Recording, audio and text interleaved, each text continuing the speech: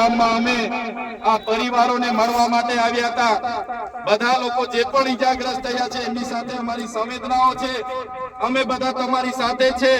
આવનારા દિવસોમાં જે પણ લીગલ પ્રોસેસ માટે આગળ જવું પડશે તો આપણે લડીશું। માનવ અધિકારમાં જવું પડશે ત્યાં પણ જઈશું।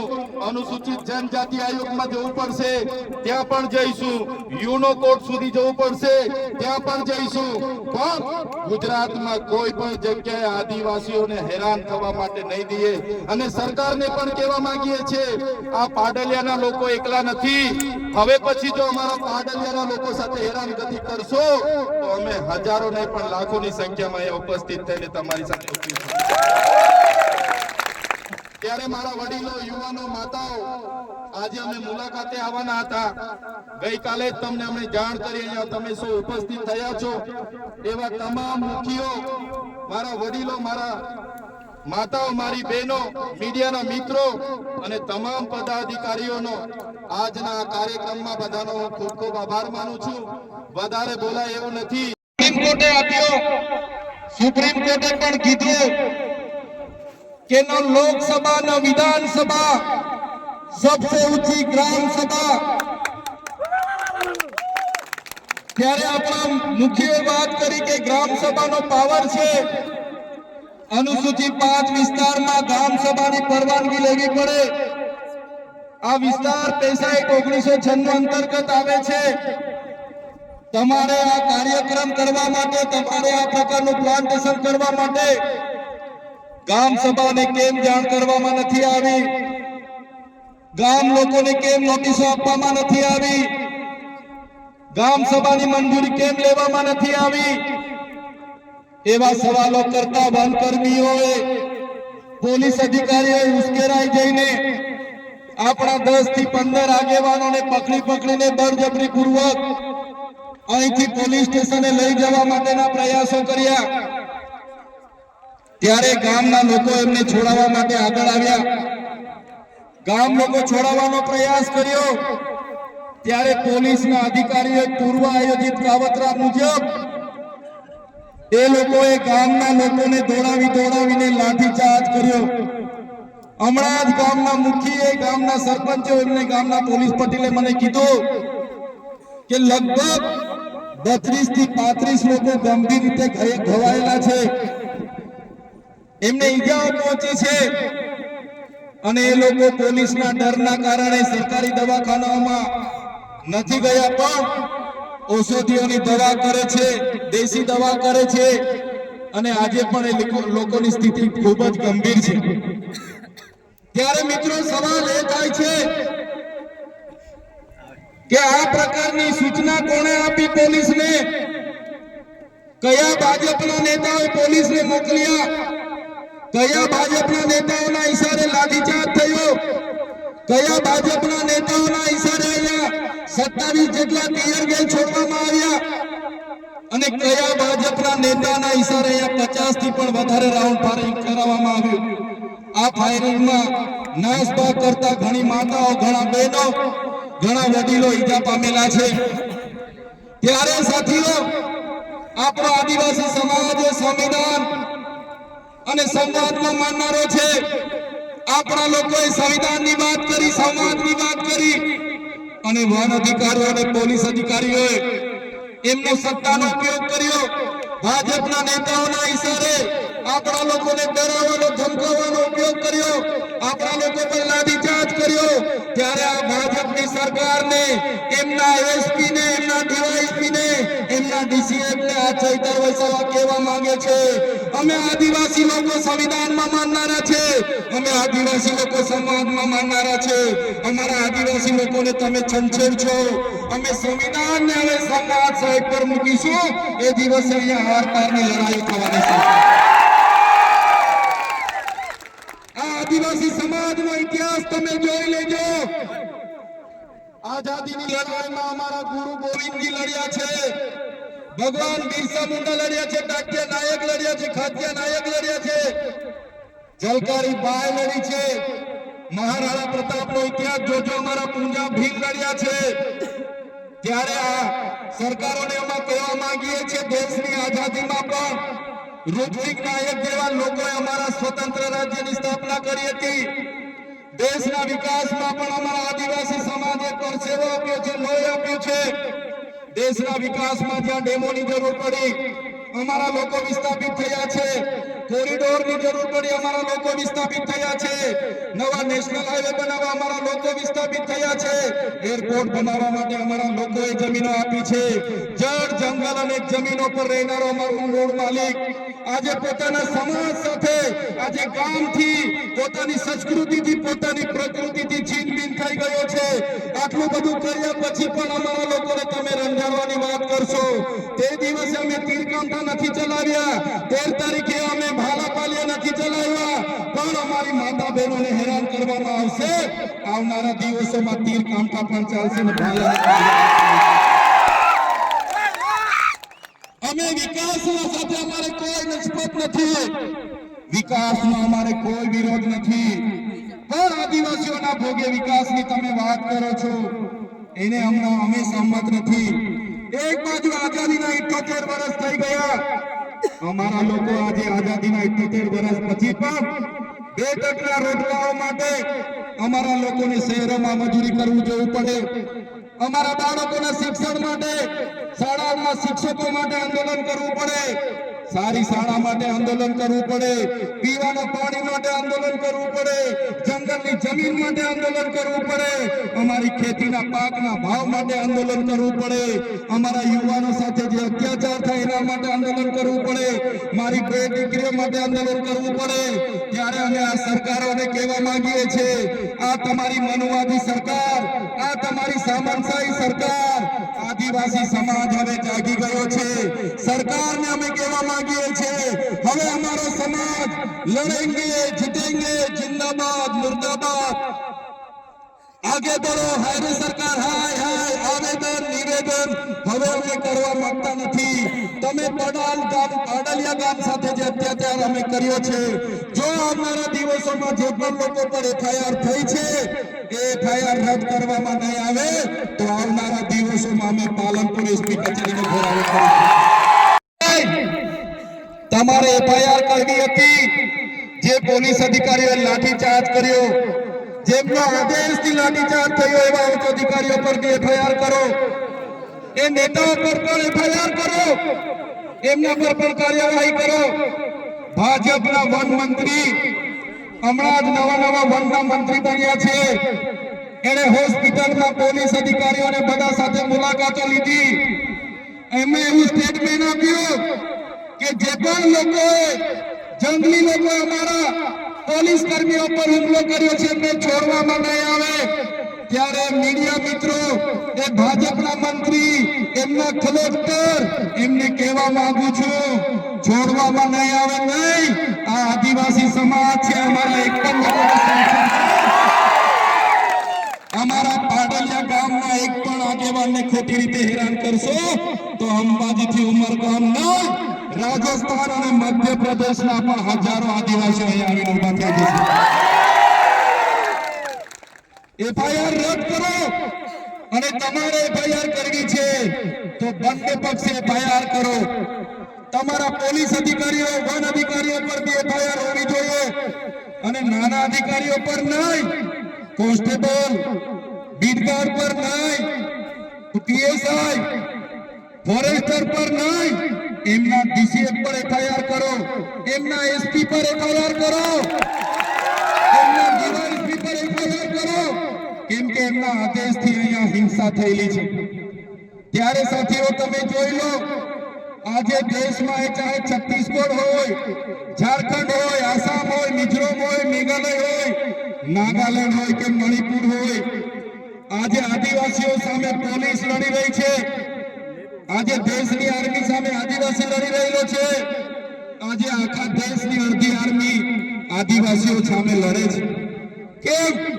કેમ કે આદિવાસી આજે પોતાની મૂળ જમીન બચાવવાના પ્રયાસો કરે છે, અને આ ભાજપની સરકાર એમના કેટલાક ઉદ્યોગપતિઓને આ જમીનો આપવા માટે, એમના નામે આ જમીનો કરવા માટે આદિવાસીઓની જળ જંગલ જમીન છીનવી રહી છે।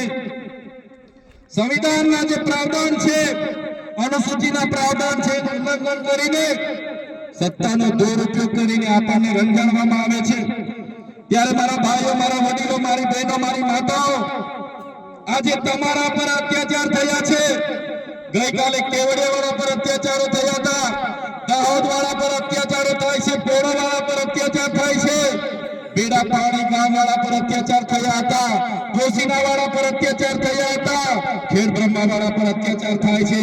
ત્યારે મિત્રો મેં તમને કહેવા માંગુ છું, ક્યાં સુધી આપણે બેઠીશું? ત્યારે જે દિવસે આપણા અહીંના પાડાલિયા ગામના લોકોને આ લોકો જો હેરાન કરશે તો એ દિવસે આપણે ગાંધીનગર તરફ પણ રસ્તો પકડવો પડશે. અને સરકારને પણ કહેવા માંગુ છું, આ આદિવાસી સમાજ ગોળો છે, શાંતિપ્રિય છે, શિસ્તમાં માનનારો છે, અમને છંછેડશો નહીં તો આદિવાસી સમાજ જે દિવસે રોડ પર આવશે, ગાંધીનગરનો રસ્તો પકડશે, તે દિવસે નેપાળવાળી પણ અહીંયા થવાની છે. એકલા નથી, તમારી સાથે આખા ગુજરાતના આદિવાસીઓ ઉભા છે. અને જે આદિવાસીઓને બદનામ કરવાનો એમના સરકારોએ, એમના મંત્રીઓએ કર્યું છે કે આદિવાસીઓએ હુમલો કરી દીધો, આટલા પોલીસ અધિકારીઓને હુમલો કરી મારી નાખવાનો પ્રયાસ કર્યા, ત્યારે આદિવાસી તો અહીંયા 3 કલાક સુધી વિનંતી કરતો હતો કે સાહેબ, અમે અમારા બાપ દાદાઓથી અહીંયા રહીએ છીએ, 3 પેઢી 4 પેઢીથી અમારું ગામ છે, ઘર છે, અમારો કૂવો છે, અમે 2006 અંતર્ગત વન અધિકાર અધિનિયમ અંતર્ગત આ જમીન માંગવા માટેની અરજીઓ કરી છે, અમને સનતો પણ મળી છે, કેટલા લોકોની સનતો પણ પેન્ડિંગ છે, છતાં કોઈનું સાંભળ્યા વગર જે વન વિભાગ, જે પોલીસ અધિકારીઓ અને રેવન્યુ વિભાગે જે કૃત્ય કર્યું છે એની અમે નિંદા કરીએ છીએ, એને અમે વખોડી કાઢીએ છીએ. આજે અહીંયા લીગલ સેલના પણ મારા વકીલો, મારા એડવોકેટ ટીમો આવેલી છે. ત્યારે જ્યારે પણ આ ગામને ન્યાયિક લડતની જરૂર પડશે, જ્યારે પણ આ ગામના લોકોને લીગલી લડતની જરૂર પડશે, ત્યારે પણ અમે તમારી સાથે છે. અને જો આવનારા દિવસોમાં જે લોકોના આદેશોથી અહીંયા હિંસા થયેલી છે એ લોકો પર એફઆઈઆર કરવામાં નહીં આવે, કાં તો આપણા લોકો પર થયેલી એફઆઈઆર રદ કરવામાં નહીં આવે, તો આવનારા દિવસોમાં પાલનપુર જિલ્લા કચેરી ખાતે ખૂબ મોટું આંદોલન કરવા આપણે બધાએ પહોંચી જવું પડશે. એના માટે પણ અમે આહવાન કરીશું. સાથીઓ, ગુજરાતમાં આપણે 15% આદિવાસી વસ્તી છે, 15% આદિવાસી વસ્તી છે. રાજસ્થાન આપણી નજીક છે, મધ્યપ્રદેશ નજીક છે. કોઈએ ડરવાની જરૂર નથી. જે લોકો સંવિધાનનું ઉલ્લંઘન કરીને આપણને ડરાવવાની કોશિશ કરે છે, ત્યારે એ સંવિધાન એ બાબા સાહેબ આંબેડકરે બનાવેલું સંવિધાન છે, જયપાલસિંહ મુંડાએ બનાવેલું સંવિધાન છે. અનુસૂચિ 5 માં મળેલા આપણા અધિકારો છે એને બચાવવા માટે આપણે બધાએ હવે આગળ આવવું પડશે. મારા યુવાનો, મારા વડીલો, મારી માતા બહેનોને કહેવા માંગુ છું, આજે પાડલિયા ગામમાં જે થયું છે એની પાછળ ઉદ્યોગપતિઓના હાથ છે, એની પાછળ ભાજપના મંત્રી તંત્રીઓના હાથ છે. એમણે પોલીસ અને વન વિભાગને એમનો હાથો બનાવીને આપણી સાથે લડાવીને, આપણને ડરાવીને આપણી જમીન મેળવવાના પ્રયાસો કર્યા છે. ત્યારે આપણે બધાએ પક્ષ, પાર્ટી, સંગઠન, સંપ્રદાય અને બધું જ ભૂલીને એક આદિવાસી તરીકે જ્યારે પણ આપણા ભાઈ સાથે અન્યાય થાય, જ્યારે પણ આપણી બેન સાથે અન્યાય થાય, જ્યારે પણ આપણી જરૂર પડે ત્યારે બધાએ એક અવાજ પર ભેગા થવા માટે તૈયાર થઈ જવું પડશે, નહીં તો આપણી જમીન આ લોકો આપણા પરથી છીનવી લેશે. ત્યારે સાથીઓ, આજે મારી તબિયત પણ નરમ હતી, પણ જે મારી બેન કાલે પરમ દિવસે એમના વિડીયો મેં જોયા, ગામના લોકો સાથે સંપર્ક કર્યો, ત્યારે મને થયું કે જઈને બેનને મળીએ, હકીકત જાણીએ. અને અહીંયા આવીને જોયું ને જાણ્યું, ખરેખર ખૂબ અત્યાચાર આપણા લોકો સાથે થયો છે. અને પાછા આપણા લોકો પર જ એફઆઈઆર થઈ છે અને કોમ્બિંગ કરીને બધાને પકડવાની વાત છે. ત્યારે કોઈએ ડરવાની જરૂર નથી.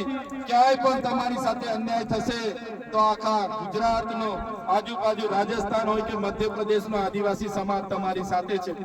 ત્યારે મારા વડીલો, મારી યુવાનો, મારા ભાઈઓ અને બહેનોને અમે કહેવા માટે આવ્યા છે જ્યારે પણ આદિવાસી સમાજની લડતની વાત હશે, જ્યારે પણ આદિવાસી સમાજ માટે લડવાનું હશે, એ સડકથી લઈને સદન સુધી અમે લડવા માટે તૈયાર છે, પણ તમારો બધાનો સહકાર અમને જોઈશે, ત્યારે આ લોકો સામે અમે સમાજ સામે લડીએ છીએ, સમાજ માટે લડીએ છીએ, સરકાર સામે લડીએ છીએ, ત્યારે આ સરકારોને ગમતું નથી. અમને પણ જેલોમાં નાખી દેવામાં આવે છે, જેલોમાં લઈ જઈને અમને ડરાવવામાં આવે છે, ધમકાવવામાં આવે છે, વેદના આપવામાં આવે છે, મારા પરિવારને પીડા આપવામાં આવે છે, છતાં અમે ડરતા નથી અને ડરીશું પણ નહીં. મારા સમાજના તમામ મુખીઓ, મારા પટેલો, મારા સરપંચો, મારા તમામ પદાધિકારીઓ, યુવાનો, વડીલોને અમે કહેવા માટે આવ્યા છે, જ્યારે પણ આદિવાસી સમાજ પર આફત આવશે, આપણી અસ્મિતાની વાત હશે, આપણી સંસ્કૃતિની વાત હશે, આપણી બહેનો સાથે અન્યાય થશે કે યુવાનો સાથે અન્યાય થશે, તો આ ચૈતરભાઈ વસાવા અને અમારી ટીમ અમે આગળ રહીશું.